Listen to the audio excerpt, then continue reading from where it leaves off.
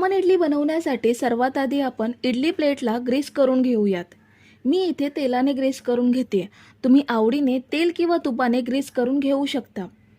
Greece करून घेतल्यावर आपण हे साईडला ठेवूयात आणि खमण इडलीचं बॅटर तयार करून घेऊयात.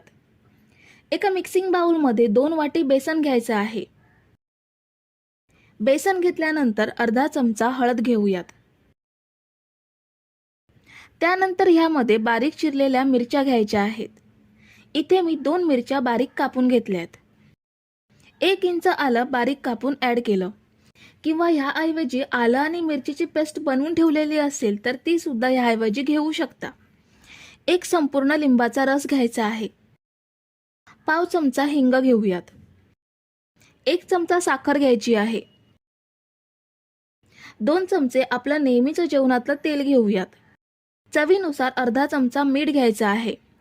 आता हे सगळं साहित्य छान एकजीव करून घेऊयात. सगळं साहित्य बेसनमध्ये मिक्स केल्यावर आपल्याला हे बेसन भिजवून घ्यायचं आहे. त्यासाठी ह्यामध्ये 1 वाटी पाणी घेऊयात. ज्या वाटीने बेसन घेतलंय त्याच सेम वाटीने पाणी घेतलं. सर्व साहित्य पाण्यामध्ये एकजीव करूयात. बेसनचे गुठळे असतील तर ते चमच्याने किंवा ह्या पद्धतीने ढवळून मोडून घ्यायचे. पीठ पाण्यामध्ये छान मिक्स झाल्यावर आपल्याला हे बॅटर साधारण 1 ते 1.5 मिनिट एकाच डायरेक्शनमध्ये ढवळून घ्यायचं आहे. ह्यामुळे जर बेसनचे बारीक गठ्ठे असतील तर ते सुद्धा मोडले जातात आणि स्मूथ सिल्की बॅटर तयार होतं. तर मी हे बॅटर 1 ते 1.5 मिनिटं चांगलं ढवळून घेतलंय. आता ह्यामध्ये 1 पॅकेट इनो ॲड करूयात. मी प्लेन इनोचं पॅकेट घेतलंय. तुम्ही इथे लेमन फ्लेवरचं इनो सुद्धा घेऊ शकता. फक्त बाकीचे फ्लेवर वापरू नका. इनो बॅटरमध्ये मिक्स करून साधारण अर्धा मिनिट एवढं बॅटर फेटून घेऊयात. हे बघा, आपलं इडलीचं बॅटर तयार. अगदी परफेक्ट कन्सिस्टन्सी आहे. 2 वाटी बेसनसाठी 1 वाटी पाणी घेतल्यास बरोबर परफेक्ट कन्सिस्टन्सी तयार होते. जसं आपण इडलीचं बॅटर फर्मंट करून घेतो सेम तसंच हे बॅटर तयार झालंय. बॅटर इडली प्लेटमध्ये घेण्याआधी इडली पात्र गॅसवरती ठेवून 3 ते 4 ग्लास पाणी घ्यायचं आहे आणि मीडियम गॅसवरती 5 मिनिटे गरम करून घ्यायचं. पाणी गरम होईपर्यंत इडली प्लेटमध्ये बॅटर ॲड करूयात. ज्याप्रमाणे नेहमीच्या इडलीचं बॅटर प्लेटमध्ये घेतो सेम तसंच हे सुद्धा प्लेटमध्ये घेऊयात. तुम्ही जर इथेपर्यंत रेसिपी बघताय तर तुम्हाला एक विनंती आहे की व्हिडिओला एक लाईक जरूर करा. आता आपण ह्या प्लेट वाफवून घेऊयात. हे बघा, बॅटर भरेपर्यंत पाण्याला उकळी सुद्धा आली आहे. ह्यामध्ये दोन्ही प्लेट सेट करूयात. आता यावर झाकण ठेवून आपण ह्या इडल्या 15 मिनिटे वाफवून घेणार आहोत. तर आता इडली वाफवायला ठेवून 15 मिनिटं झाली आहेत. आपण चेक करूयात. इडल्या बघा मस्त टम्म फुलल्यात. वरून चिकट सुद्धा नाही आहेत. आपण टूथपिक इन्सर्ट करून बघूयात. हे बघा, टूथपिक क्लीन निघाली आहे, म्हणजे आपल्या खमण इडल्या छान वाफल्या गेल्यात. आता प्लेट बाहेर काढून इडल्या थंड करून घ्यायच्या आहेत. इडली थंड होईपर्यंत आपण फोडणी तयार करूयात. तडका पॅनमध्ये मी 4 चमचे तेल घेतले. तेल गरम झाल्यावर 1 चमचा मोहरी ॲड करायची. मोहरी चांगली तडतडल्यावरतीच यामध्ये कढीपत्त्याची पाने घेऊयात. 3 हिरव्या मिरच्या उभ्या कापून ॲड केल्या. पाव चमचा हिंग घ्यायचा आहे. 2 चमचे पांढरे तीळ ॲड केले. पांढरे तीळ वापरणं ऑप्शनल आहे. असतील तर वापरू शकता किंवा नाही वापरला तरीही चालेल. आता फोडणी साधारण अर्धा मिनिट परतून घेऊयात. तिळांना हलका लाल रंग आला की गॅस बंद करायचा. तडका पॅन मी प्लॅटफॉर्मवरती ठेवलाय. गॅसवरून फोडणी उतरल्यावर ह्यामध्ये अर्धी वाटी पाणी घ्यायचं आहे. पाणी मी ह्यामध्ये ॲड केलंय. आता ह्यामध्ये 2 चमचे आपण साखर घेणार आहोत. साखर पाण्यामध्ये छान विरघळवून घेऊयात. इडली प्लेट सुद्धा थंड झाली आहे.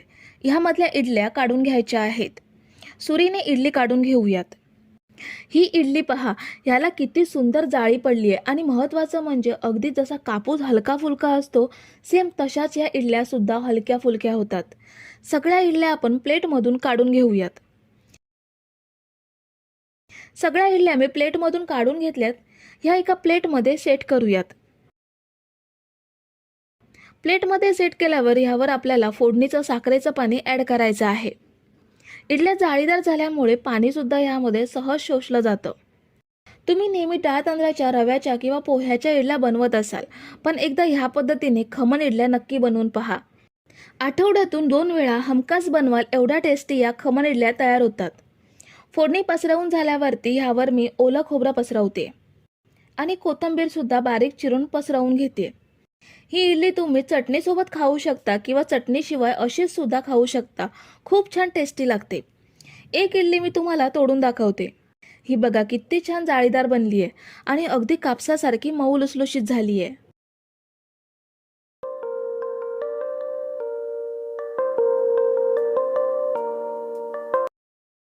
सर्वात आधी आपण एका मिक्सिंग बाउलमध्ये गव्हाचं पीठ घेऊयात. आपण नेहमी जे चपातीसाठी पीठ वापरतो तेच पीठ आहे.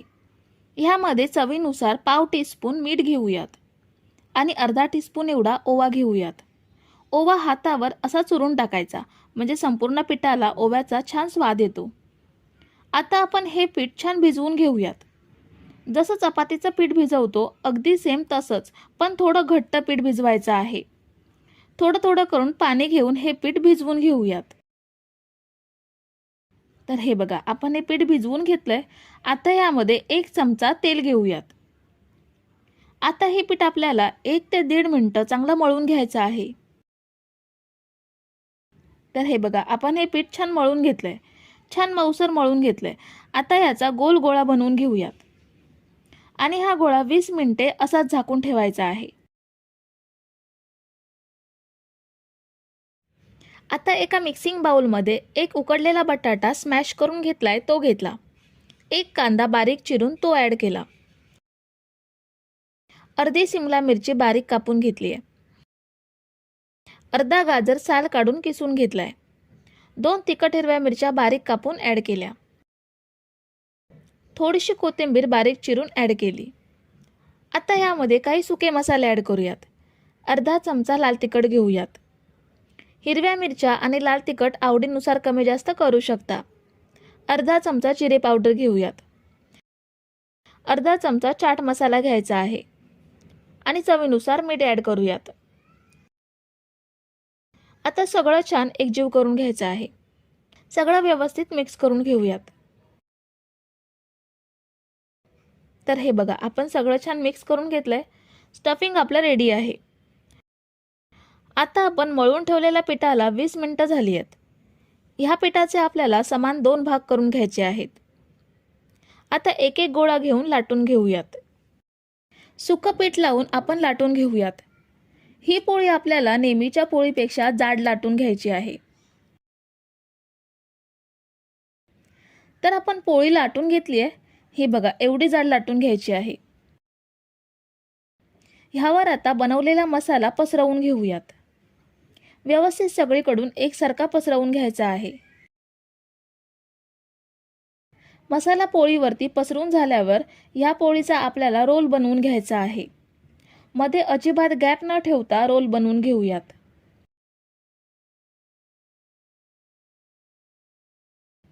रोल बनवून घेतल्यावर ह्याचे पीसेस करून घ्यायचे आहेत. 2-2 इंचावर रोल कापून घेऊयात. हे बघा रोलचे आपण सगळे पीसेस कापून घेतलेत. आता एक एक पीस घ्यायचा आणि पोळपाटावर थोडंसं सुकं पीठ ठेवून रोल त्यावर लेयर्सच्या साईडने ठेवायचा आणि वरून ह्या पद्धतीने प्रेस करायचा. वरून सुद्धा थोडं सुकं पीठ टाकू शकता, म्हणजे मसाला हाताला चिकटणार नाही. हे बघा आपली मस्त अशी टिक्की तयार झाली आहे. बाकीचे पीसेस पण आपण असेच बनवून घेऊयात. तर आपण एका रोलच्या टिक्की बनवून घेतल्यात. आता त्या कशा फ्राय करायच्या ते पाहूयात. इथे मी खोलगट पॅनमध्ये तेल घेतलंय. टिक्की बुडतील एवढंच तेल घ्यायचं आहे. जास्त तेल घ्यायची गरज नाहीये. तेल आपलं चांगलं गरम झालंय. ह्यामध्ये आता टिक्की सोडूयात. तेल जर चांगलं गरम नसेल तर मसाला तेलात विरघळू शकतो, म्हणून तेल चांगलं गरम झाल्यावरतीच टिक्की तेलात सोडायच्या. मीडियम टू हाय फ्लेमवरतीच आपल्याला हे फ्राय करून घ्यायचे आहेत. एक बाजू 2 मिनिटे चांगली भाजली गेली की मग परतून दुसरी बाजू सुद्धा चांगली फ्राय करून घ्यायची. तुम्ही जर इथेपर्यंत रेसिपी बघताय तर तुम्हाला एक विनंती आहे की व्हिडिओला एक लाईक जरूर करा. तर आपल्या टिक्की छान सोनेरी रंगात फ्राय झाल्यात. आता आपण यात तेल नितळून काढून घेऊयात आणि बाकीच्या टिक्की पण अशाच फ्राय करून घेऊयात. तर मंडळी, आपला गव्हाच्या पिठाचा हा जबरदस्त नाश्ता बनवून तयार आहे. चवीला सुद्धा हा पदार्थ खूप छान लागतो. घरी नक्की ट्राय करा रेसिपी आणि कशी झाली हे कमेंट करून नक्की सांगा.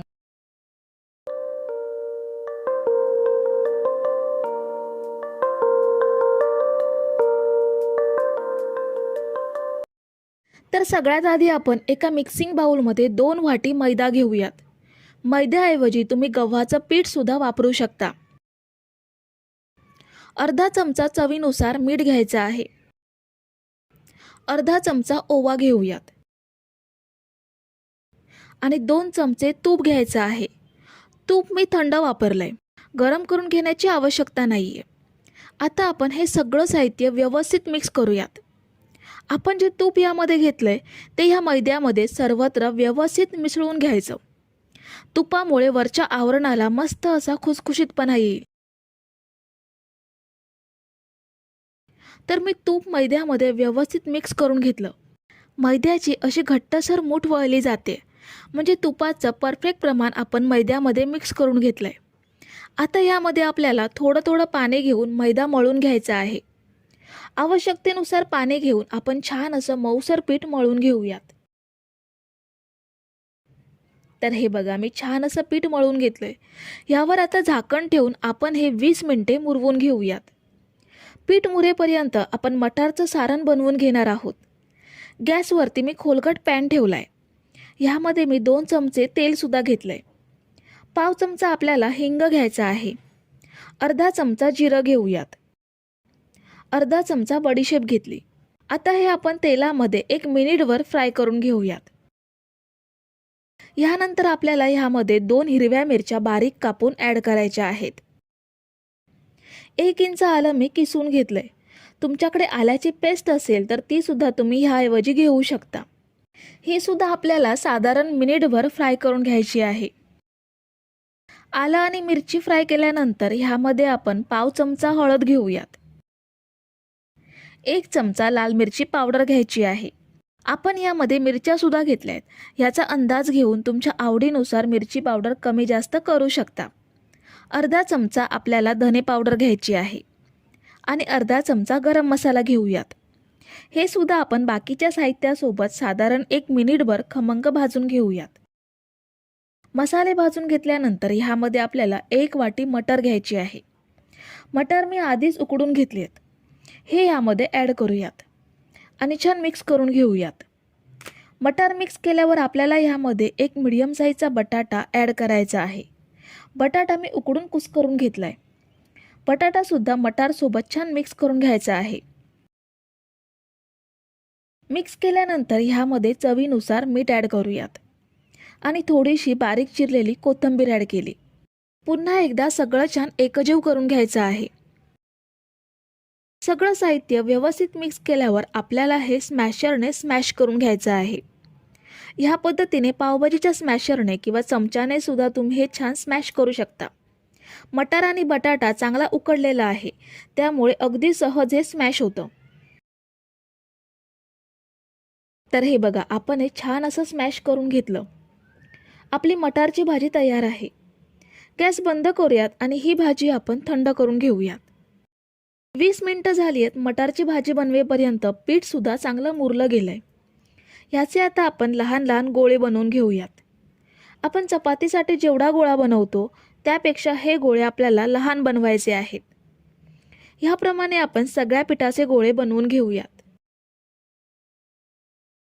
तर हे बघा, मी सगळ्या पिठाचे एक समान गोळे बनवून घेतलेत. ह्यामधला एक एक गोळा घेऊन आपल्याला ह्याप्रमाणे खोलगट वाटी बनवून घ्यायची आहे. जशी आपण मोदकासाठी किंवा पुरणपोळीसाठी पारी बनवून घेतो, सेम तशीच आपल्याला पारी बनवून घ्यायची आहे. पारी बनवल्यानंतर ह्यामध्ये आपल्याला मटारची भाजी भरून घ्यायची आहे. भाजी भरून घेतल्यानंतर आपल्याला हा गोळा सर्व बाजूंनी बंद करायचा आहे. जसं आपण पुरणपोळीचं पुरण भरून घेतो त्याचप्रमाणे आपल्याला ह्यामध्ये पुरण भरून घ्यायचं आहे. सर्व बाजूंनी बंद केल्यानंतर ह्यावरचं शिल्लक पीठ काढून टाकायचं आणि हा गोळा थोडासा आपल्याला सपाट करून घ्यायचा आहे. हलक्या हाताने प्रेस करून आपण ही कचोरी बनवून घेऊयात. याच पद्धतीने आपल्याला सगळ्या कचोरी बनवून घ्यायच्या आहेत. तर ह्या बघा मी 5 कचोरी बनवून घेतल्यात. आता ह्या कशा फ्राय करायच्या ते पाहूयात. कढईमध्ये मी तेल घेतलंय. तेल आपल्याला मीडियम गरम करून घ्यायचं आहे. कचोरी तेलात सोडल्यानंतर ह्याला हलके बुडबुडे येत आहेत. एवढंच तेल आपल्याला गरम करून घ्यायचं आहे. आता तेलात सोडल्यानंतर ह्यांना आपल्याला लगेच झारा लावायचा नाहीये. साधारण 2 ते 2.5 मिनिटांनी ह्यांना परतून घ्यायचं. महत्त्वाचं म्हणजे आपल्याला ह्या कचोरी मंद ते मध्यम आचेवरतीच तळून घ्यायच्या आहेत. जर आपण ह्या फास्ट गॅसवरती तळल्या तर त्या आतून पूर्ण कच्च्या राहतील. बाहेरून लालसर रंग तर येईल पण आतून कच्च्या राहतील. त्यामुळे आपल्याला ह्या मंद ते मध्यम आचेवरतीच तळून घ्यायच्या आहेत. तर ह्या बघा कचोरी अगदी छान लालसर रंगात तळून घेतल्यात. आता ह्यात तेल नितळून बाहेर काढून घेऊयात आणि बाकीच्या कचोरी सुद्धा आपल्याला ह्याच पद्धतीने तळून घ्यायच्या आहेत. तुम्ही जर इथेपर्यंत रेसिपी बघताय तर तुम्हाला एक विनंती आहे की व्हिडिओला एक लाईक जरूर करा.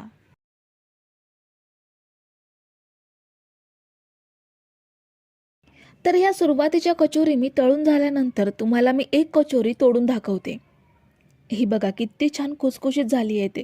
ह्याच्या आवरणाला लेयर्स सुद्धा भरपूर सुटले आहेत आणि खूप छान सारणाने भरलेली खमंग खुसखुशीत हिरव्यागार मटारची कचोरी आपण एकदम सोप्या पद्धतीत बनवून घेतली आहे.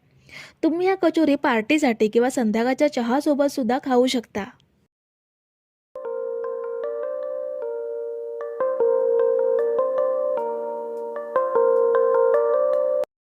कुरकुरीत नाश्ता बनवण्यासाठी सर्वात आधी आपल्याला रवा घ्यायचा आहे.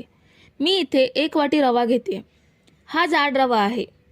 आता आपण हा रवा मिक्सरच्या जारमध्ये घेऊन बारीक करून घेऊयात. तुमच्याकडे जर बारीक रवा असेल तर तो तुम्ही डायरेक्ट घेऊ शकता. हा बघा रवा छान बारीक करून घेतलाय. चांगला बारीक झालाय. आता एका खोलगट पॅनमध्ये 2 वाटी पाणी घेऊयात. 1 वाटी रव्यासाठी आपण 2 वाटी पाणी घेतोय. जर 1 कप रवा घेतला असेल तर 2 कप पाणी घ्यायचं आहे. ह्यामध्ये आता चवीनुसार अर्धा टीस्पून मीठ घेऊयात आणि ह्यामध्ये बारीक केलेला रवा ॲड करूयात. गॅसची फ्लेम स्लो ठेवून रवा पाण्यामध्ये मिक्स करून घ्यायचा आहे. नाहीतर पाणी खूप जास्त गरम झालं असेल तर रव्याचे गट्टे होऊ शकतात. रवा पाण्यामध्ये मिक्स करता करता हळूहळू घट्ट होत चालला आहे. हा बघा रवा पहिल्यापेक्षा बराच घट्ट झालाय पण अजून आपल्याला हा घट्ट करून घ्यायचा आहे. पण ह्या स्टेजला रव्यामध्ये 1 चमचा तेल घेऊयात म्हणजे रवा पॅनला चिकटणार नाही आणि चपातीच्या पिठाप्रमाणे ह्याचा गोळा तयार होईल. तर हा बघा रवा छान घट्ट होऊन पॅनपासून सेपरेट होतोय आणि अगदी चपातीचं पीठ मळून घेतो अगदी सेम तसाच गोळा तयार झालाय. आता आपण गॅस बंद करूयात आणि रवा एका भांड्यात काढून थंड करून घेऊयात. रवा आपण थंड करण्यासाठी ठेवला होता. झाकण ठेवल्यामुळे थोडा मऊसूत सुद्धा झालाय आणि अजूनही थोडा कोमट आहे, पूर्ण थंड झाला नाहीये. ह्यामध्ये आता आपण 1 बटाटी उकडून किसून घेतली आहे ती घेऊयात. 1 मीडियम साईजचा कांदा बारीक कापून तो ॲड केला. 1 इंच आलं किसून घेतलंय ते घेतलं. 3 ते 4 तिखट हिरव्या मिरच्या घेतल्यात. मिरच्यांचं प्रमाण आवडीनुसार कमी जास्त करू शकता. थोडीशी कोथिंबीर बारीक चिरून घेऊन ती ॲड केली. आता ह्यामध्ये काही सुके मसाले घेऊयात. अर्धा चमचा जिरा पावडर घ्यायची आहे. पाव चमचा काळी मिरी पावडर घेऊयात. पाव चमचा गरम मसाला घ्यायचा आहे आणि पाव चमचा चाट मसाला घेऊयात. आता ह्यामध्ये आपल्याला नाश्त्याला कुरकुरीतपणा आणण्यासाठी 2 चमचे तांदळाचं पीठ घ्यायचं आहे. तांदळाचं पीठ नसेल तर 2 चमचे तांदूळ मिक्सरला लावून बारीक पावडर करून घेऊ शकता किंवा तांदळाच्या पिठाऐवजी कॉर्नफ्लोअर सुद्धा वापरू शकता. चवीनुसार मीठ घ्यायचं आहे. रवा शिजवताना सुद्धा आपण मीठ घेतलंय, त्याचा अंदाज घेऊन मीठ ॲड करायचं आहे. आता सगळं छान एकजीव करून घेऊयात. तुमचं मिश्रण जर खूप जास्त पातळ झालं असेल तर थोडं तांदळाचं पीठ अजून ॲड करू शकता. मी घेतलेल्या साहित्यामध्ये मिश्रण अगदी परफेक्ट तयार झालंय. खूप जास्त पातळ नाहीये की खूप जास्त घट्ट नाहीये, पण मिक्स करताना हाताला चिकटतंय. त्यामुळे आपण इथे 2 चमचे तेल घेऊन छान मिक्स करून घेऊयात. तर हे बघा आपला रवा आणि बटाट्याचं मिश्रण तयार आहे. आता आपल्याला दोन्ही हातांना तेल लावून घ्यायचं आहे. ह्यामुळे नाश्त्याला शेप देताना मिश्रण हाताला चिकटणार नाही आणि तयार करून घेतलेल्या मिश्रणापैकी थोडासा गोळा घेऊन हातावरती ह्याचा रोल करून सिलेंडर शेप देऊयात. हा बघा, अगदी पटकन शेप देऊन झालाय. सगळ्या मिश्रणाचे आपण असेच गोळे बनवून त्याला सिलेंडर शेप देऊयात. तर मी इथे थोडे गोळे बनवून घेतलेत. आता आपण हे कसे फ्राय करायचे ते पाहूयात.